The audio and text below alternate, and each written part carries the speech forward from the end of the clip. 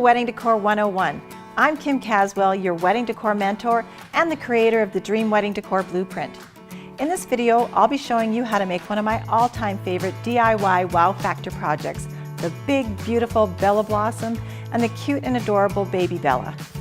These are super easy to make and really affordable too. The best part about these Bella Blossoms is that they can be used in so many different ways. In the videos to follow, I'm going to show you 3 different ways of how I like to use them. Let's get started. To make one big beautiful Bella Blossom, you're going to need scissors, 15 sheets of large sketch paper, 15 sheets of medium sketch paper, and 15 sheets of small sketch paper. You're also going to need 1 long mouth stapler and staples, 1 glue gun and 1 package of long glue sticks, 20 U-glue dashes, 4 U-glue strips, and also you could use a glue gun. And FYI, your paper size is really going to determine the size of your Bella Blossom. For instance, a large sketch pad will give you a large blossom. A medium-sized pad is going to give you a medium-sized Bella Blossom. I think you get the picture. First, you're going to rip out 15 sheets of paper from your large sketch pad in 5-page increments. Why 5 pages? Well, that just seems to be the golden number that works best to cut through multiple sheets of paper all at once.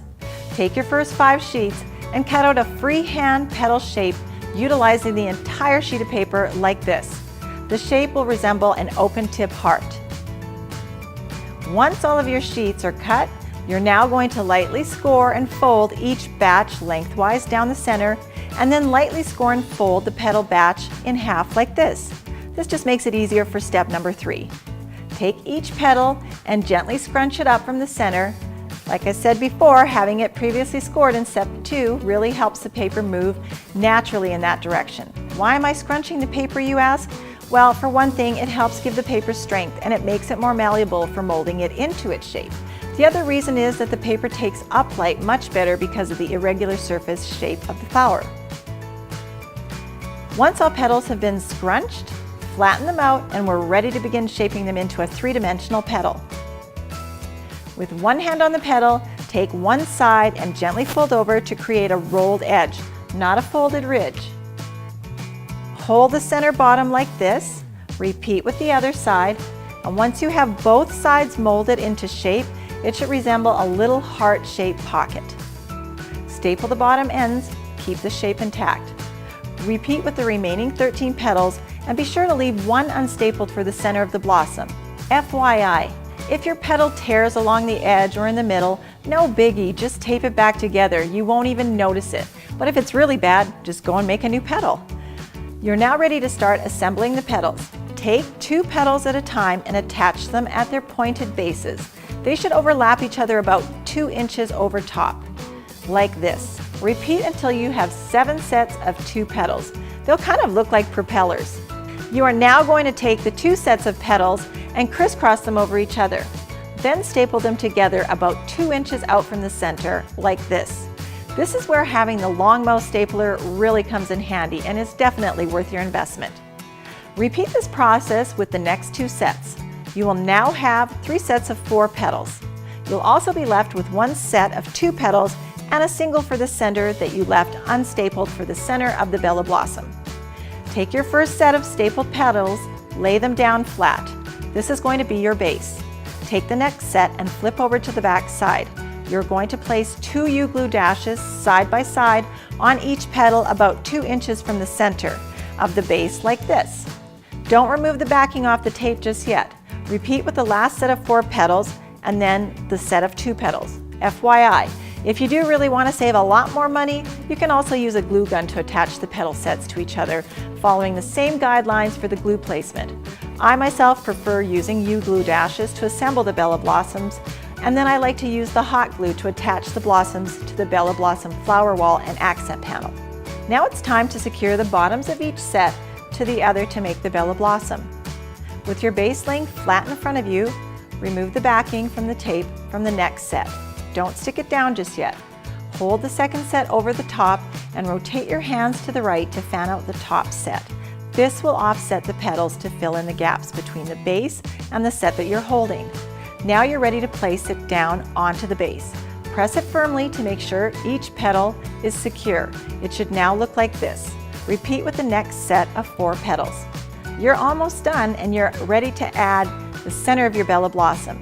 Take your last unstapled petal and re-scrunch it, but this time when you go to unscrunch it, hold the bottom and form a pointed tip, and then gently mold it into a small flower shape like this.